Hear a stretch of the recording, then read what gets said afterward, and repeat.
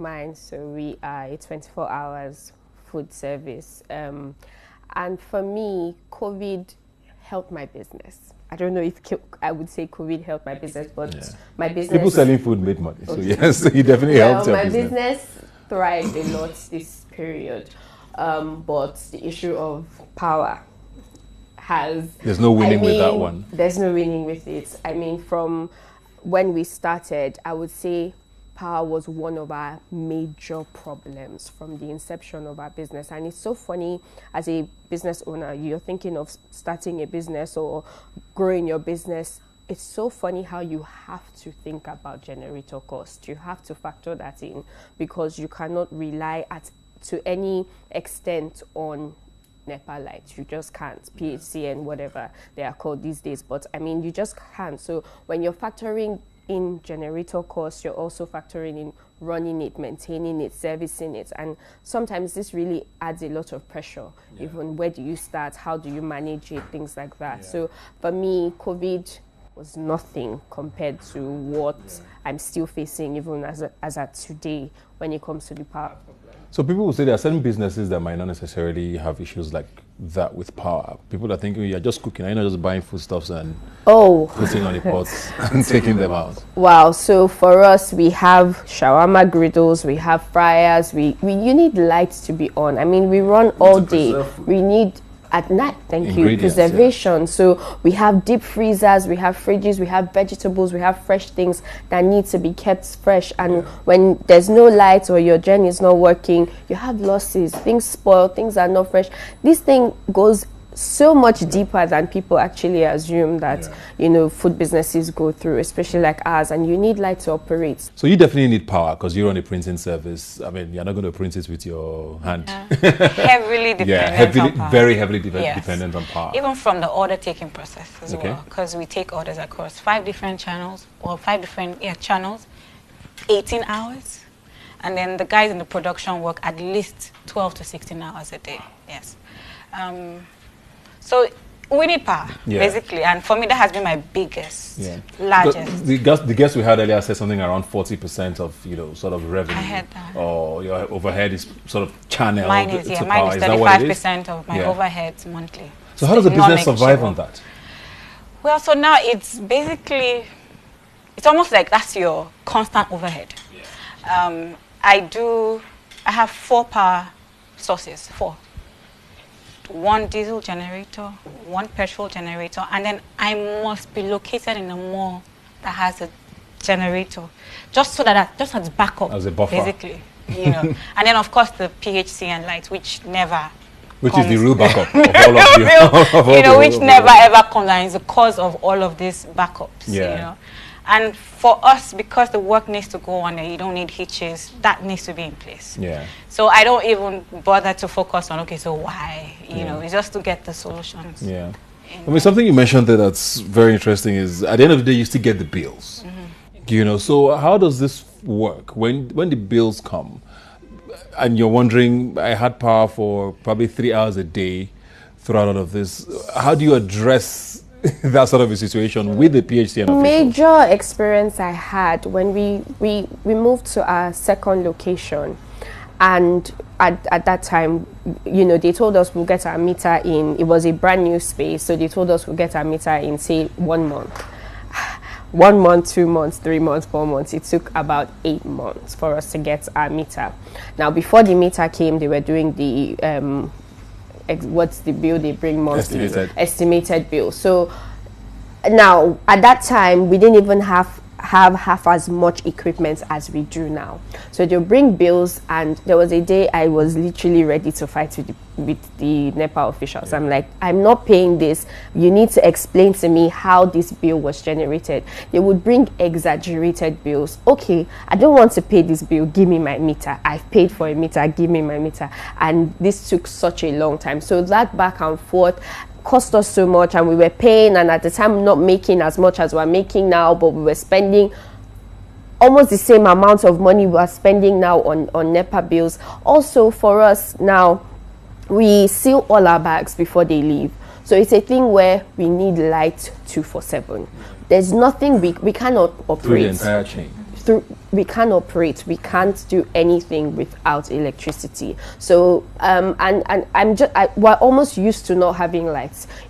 I think people feel like you living in a certain area in Lagos or Nigeria, whatever, you might have light. Yes, maybe we have light more than some people, but then again, I'm just not dependent on light. I make sure we buy diesel every day and we have petrol, and like she said, you have a backup gen, you have another gen, and it's a lot. So I mean, I hear all this and I wonder, is it so your business is doing quite well? I mean, you have 4 sources of power.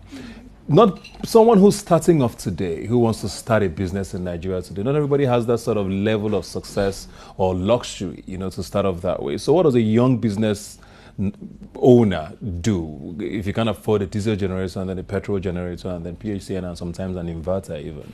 How do I even start? What did you do?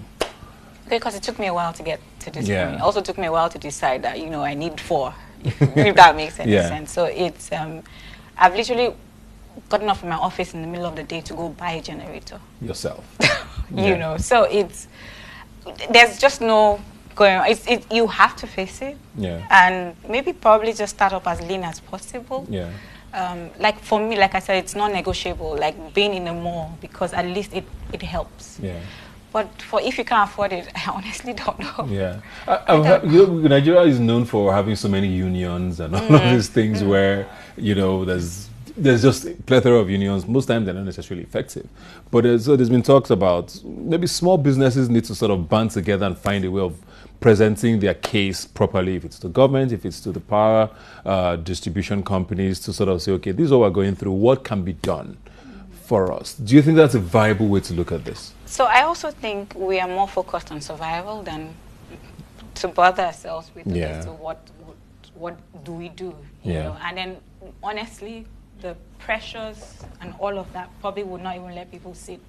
People who are probably more worried about that would be maybe bigger companies who spend much more. Yeah. But the smaller SMEs, I don't want to say I doubt that they'll come together to be able to do that. But I think we're better off just facing our problems and surviving than going after the government. What do you think? For me, I think that the fact that the power sector is now privatized, if that happens where SMEs decide to go to them, they're seeing us as customers. They're not seeing us as Nigerians. Okay, how do we help? They're seeing us as, okay, how this is a form in which we can make more money. So they're seeing us as customers, and I think that's an issue. When this whole privatization thing came, I feel like a lot of people thought it was a better option. For me, I don't believe it was a better option, in the sense that Nigerians are not the most patriotic people. A lot of us are in business primarily to amass as much profit as we can, not to serve, not to provide service, not even what our consumers think of the service we're providing. They just want to make as much profit as possible. So when you hand something that is literally primary for humans' existence, like lights, and give it to a private sector and say, run this, you're giving them a means to generate income for themselves. So, and there's the bodies that are supposed to monitor and regulate these things are also very corrupt. So it's just a thing where they're going to see us as customers, and they're not going to really do anything to help our situation. We're just going to go from fire to fire, go through these different routes to get to the same problem. That's what I think. Through these COVID times, we saw on TV around the world where governments in several countries were supporting businesses or handing out sort of palliatives, to support especially small businesses. I mean, we heard things in Nigeria. Most people didn't see them, but we heard things. I don't know if you guys got. I heard. Okay. So besides COVID, do you feel sort of abandoned by government when you talk about, especially with power? Because it's the one thing I know most businesses just ask government for. Give us this and let us be. We can run this thing on our own. Just give us power. Do you get a sense that you feel like a government on your own? Yes, because I think at some point it's almost normal for there not to be light. Yeah. So normal. Like, we don't even bother. We just need to get on to the next day. So being disappointed doesn't even help you in any form. So yes, we are, but I doubt that we dwell on that. I don't. you know, it's what next. But then how will it how do we then cross this bridge to get things done and hold people accountable, you think? So I think this problem is a general problem. I don't think that you can fix the power issue without fixing other things. You know, with everything in Nigeria, corruption or whatever, corruption is a major key. Now, when a lot of people are clamoring for let the youth come and lead, let the youth come and lead, I think that for you to be able to be in power, you have to understand the game of politics. That's why we get so many young people go into power and they're confused. Or you're saying, why is he not doing this? Why is she not doing that? They're not doing anything because they can't. You have to understand how the game is played if you're going to beat them at their own game.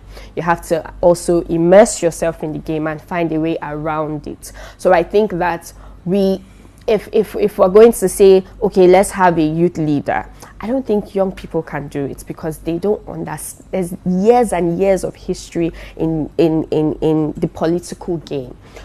The people who are there now know what is missing. They've heard us. They know our complaints. They know what they can do to make it better. I don't think it's that they don't know. I don't think it's that they can't hear us. I think it's they're not ready. There's so much politics that goes on with how things are distributed, how things are done, how things are operated. And for that to change, I mean, I really do believe that there has to be someone who can keep a balance. I want personal stories of maybe moments or times when power has almost brought your business to a close, if at all.